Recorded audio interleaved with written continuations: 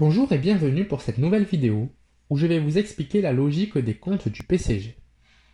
Après vous avoir montré l'importance de la fiabilité, de la pertinence et de l'intelligibilité de l'information comptable, il est temps de comprendre la logique comptable. La comptabilité, comme vu précédemment, commence par le journal. Chaque opération de l'entreprise entraîne une écriture dans ce document. Pour pouvoir réaliser ce journal, il est important de se munir d'un plan comptable général que l'on appelle PCG. Les écritures comptables constatent les mouvements des comptes. Les signes plus et moins vont être remplacés par le débit ou le crédit. Nous allons voir la logique de chaque classe de compte avec des exemples pour illustrer mes propos.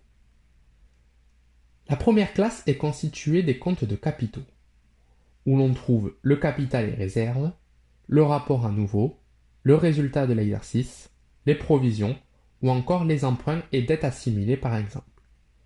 Cette classe fonctionne d'une manière particulière car le solde augmente au crédit et diminue au débit. En d'autres termes, on peut dire que cette classe est une classe d'emploi qui sert à obtenir une ressource. Prenons deux exemples.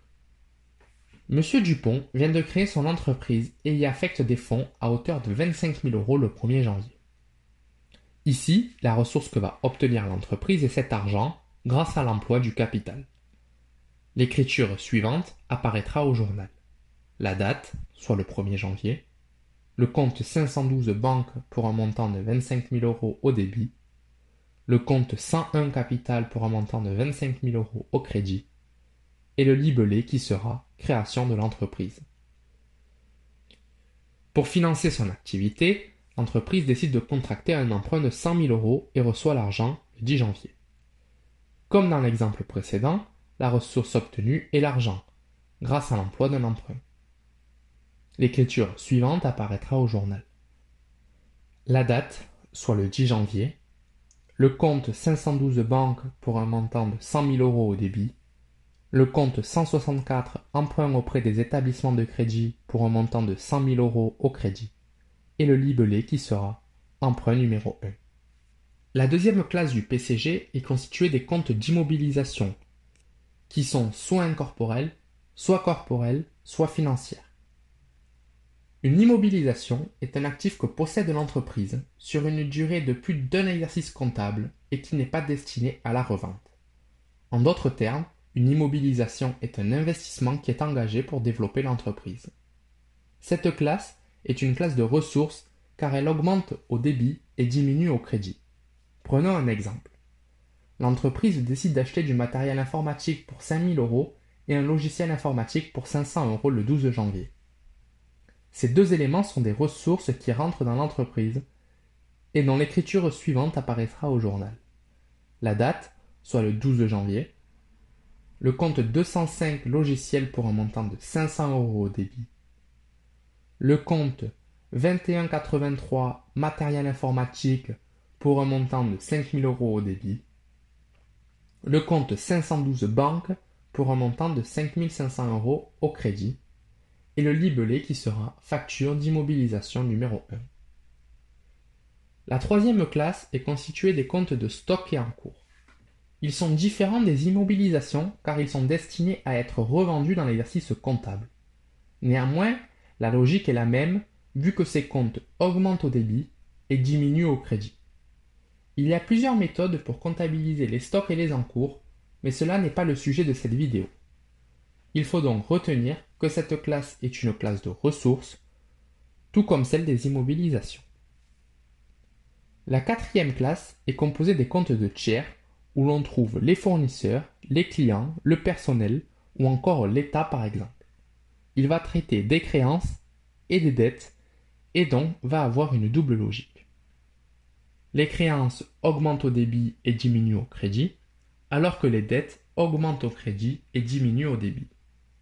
Les créances sont donc des ressources et les dettes des emplois. Pour vérifier cela, prenons deux exemples. Le 15 janvier, l'entreprise achète des marchandises pour 1 000 € qu'elle paye à crédit. Payer quelque chose à crédit signifie qu'on le payera plus tard. C'est le contraire de payer comptant. Ici, l'entreprise aura donc une dette envers son fournisseur. l'écriture suivante apparaîtra au journal.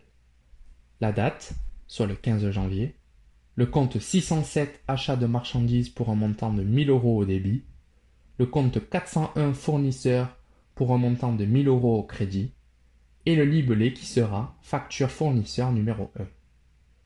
Le 20 janvier, l'entreprise vend des marchandises pour 2000 € à un client qui paye à crédit. Ici, l'entreprise aura une créance sur le client. L'écriture suivante apparaîtra au journal.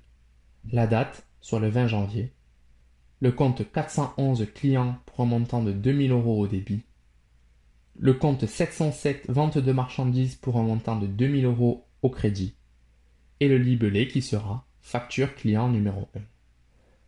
Dans cette classe, il est très important d'identifier s'il s'agit d'une créance ou d'une dette, car l'écriture sera différente. La 5e classe est composée des comptes financiers avec les valeurs mobilières de placement ou la banque par exemple. Cette classe, comme les immobilisations et les stocks, augmente au débit et diminue au crédit. C'est donc une classe de ressources. Nous avons déjà donné 3 exemples dans cette vidéo avec le capital, l'emprunt et l'achat de matériel et de logiciels informatiques. Nous voyons bien que le compte 512 augmente au débit et diminue au crédit. La 6e classe est composée des comptes de charge et donc de tous les achats. Tous les comptes de cette classe viennent diminuer le résultat de l'exercice comptable. Ce compte augmente donc au débit, comme on a pu le voir précédemment avec l'achat de marchandises à crédit. En effet, ici nous voyons bien que le compte 607 achat de marchandises augmente au débit. Pour finir, la 7e classe est composée des comptes de produits et donc de toutes les ventes.